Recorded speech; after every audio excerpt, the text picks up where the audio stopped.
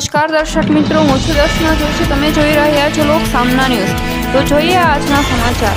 ગીર સોમનાથ તારીખ 9 સ્વાભિમાન પર્વમાં વડાપ્રધાન શ્રી નરેન્દ્રભાઈ મોદીના આગમન પૂર્વે ભવ્ય અને દિવ્ય માહોલ સર્જાયો છે. આજે ગિરનાર તીર્થ ક્ષેત્ર સહિતના સાધુ સંતોએ સોમનાથના શંખચોકથી પદયાત્રા કરીને દેવાધિદેવ મહાદેવના દર્શનાર્થે પહોંચ્યા હતા. આ આધ્યાત્મિક ચેતનાને ઉજાગર કરતી પદયાત્રામાં રાજ્યના સામાજિક અને ન્યાય અધિકારિતાના મંત્રી ડોક્ટર પ્રદ્યુમન વાજા, સાંસદ રાજેશભાઈ ચુડાસમા સહિતના મહાનુભાવો જોડાયા હતા.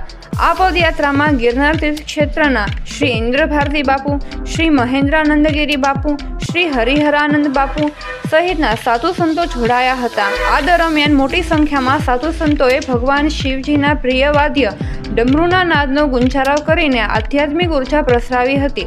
ઉપરાંત 75 જેટલા ઢોલ વાદકોની સાથેના સિદ્ધિવિનાયક ઢોલ ગ્રુપે તાલબંધ પ્રસ્તુતિથી અનેરો માહોલ સર્જ્યો હતો. આ પદયાત્રામાં ધારાસભ્ય શ્રી ભગવાનભાઈ બારડ, ધારાસભ્ય શ્રી અનિરુદ્ધભાઈ દવે, પૂર્વ સાંસદ શ્રી દિનુભાઈ સોલંકી, પૂર્વ સાંસદ શ્રી મોહનભાઈ કુંડારિયા, અગ્રણી શ્રી ધવલભાઈ દવે, શ્રી પુનિતભાઈ શર્મા, શ્રી ઝવેરભાઈ ઠક્કર સહિતના મહાનુભાવો જોડાયા હતા અને ભાવભેર ભગવાન સોમનાથ મહાદેવના દર્શન કરી ધન્યતા અનુભવી હતી.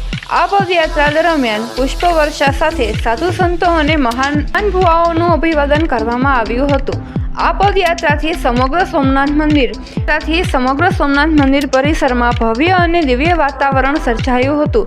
ઉપરાંત ઉપસ્થિત ભાવિકોએ સંતોના દર્શન કર્યા ધન્યતા અનુભવી હતી. તો ફરી મળીશું એક નવા સમાચાર સાથે. ત્યાં સુધી જોતા રહો લોક સામના ન્યૂઝ.